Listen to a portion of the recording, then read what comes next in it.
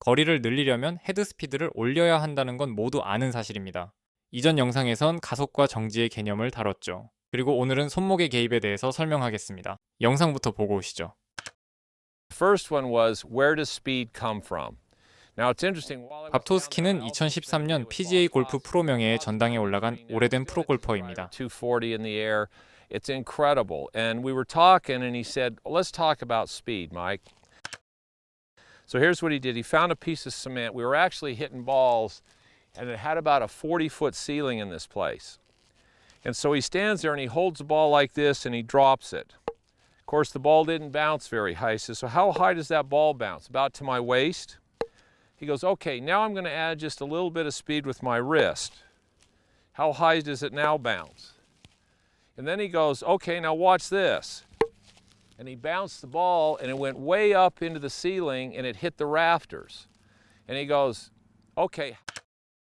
마이크는 이 영상에서 손목의 개입에 대해서 이야기합니다. 이 경우 공은 오직 중력의 힘만 받죠. 그리고 이 경우는 약간의 손목의 개입이 들어갑니다. 마지막 이 경우는 많은 손목의 개입이 들어가죠. 여기서 핵심은 손목의 개입이 들어간 다음 공이 튀어오르는 정도입니다.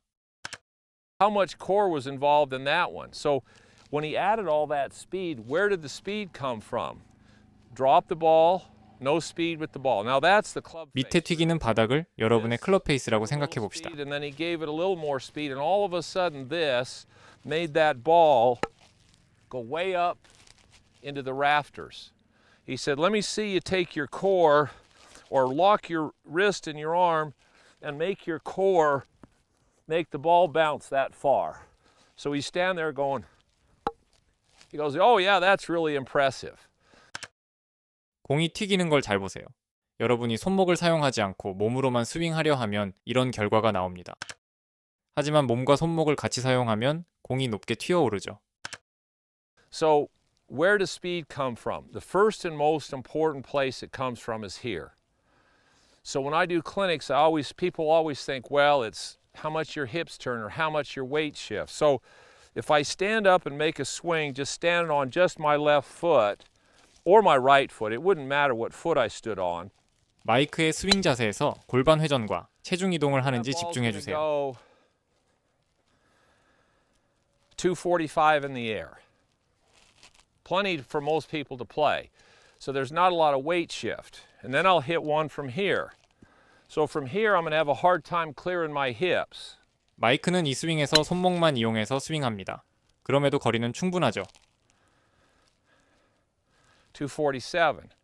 So so what happened? Where's the hip turn and where's the weight shift? Well, maybe that's not that big a deal. And then I'll even do this where I stand up and I say, I'll tell you what. This time I'm going to hit this one, and as I hit the ball, I'm actually going to make my hips go the other way.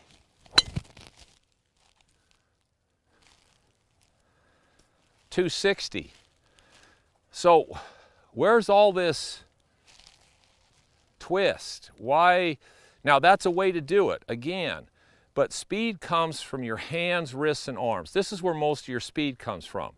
Now if your body works correctly, it can help to generate a little bit more speed. But if this doesn't know what it's doing and you don't learn to create speed from here, and then you start trying to use your body as your main speed producer, see, that assumes that this works. So if I use my body correctly, yeah, I can create a little more speed. But in all of those shots, my body did what they don't want it to do in golf. Well, I still hit it plenty far. Why? Because I can still move my arms independent of my shoulders, and my wrists still hinge, unhinge, and rehinge, which is my major speed producer. It's this right here.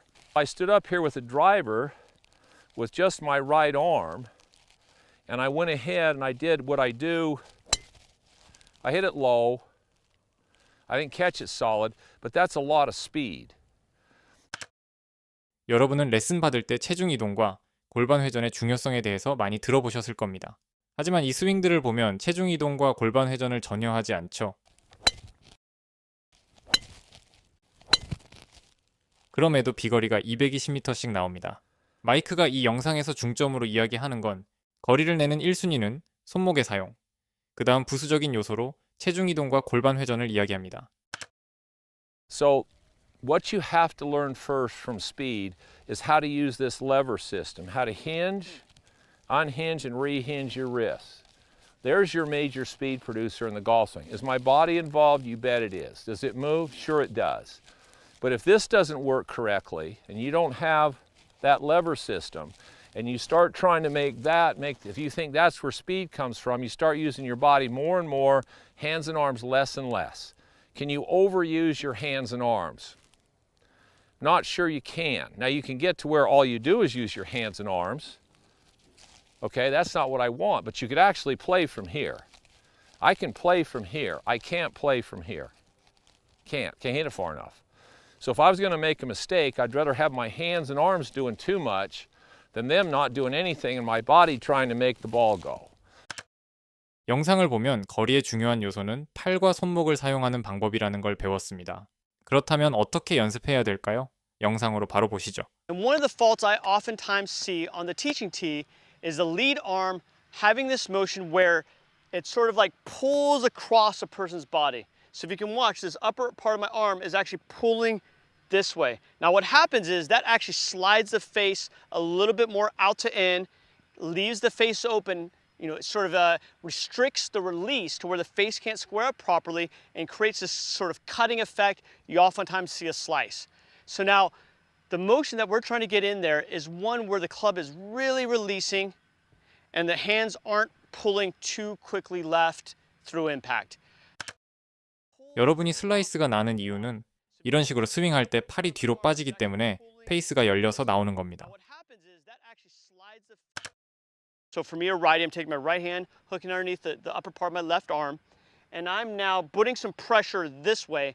I'm making sure as this club works through, that upper part of my arm isn't sliding across my body, but it's working in front of my body, and from there, the club really has a nice chance at catching up to the handle and releasing a bit. So you can see the back of my left hand's towards the target. That's maybe a little bit exaggerated, but it's okay to have this feel.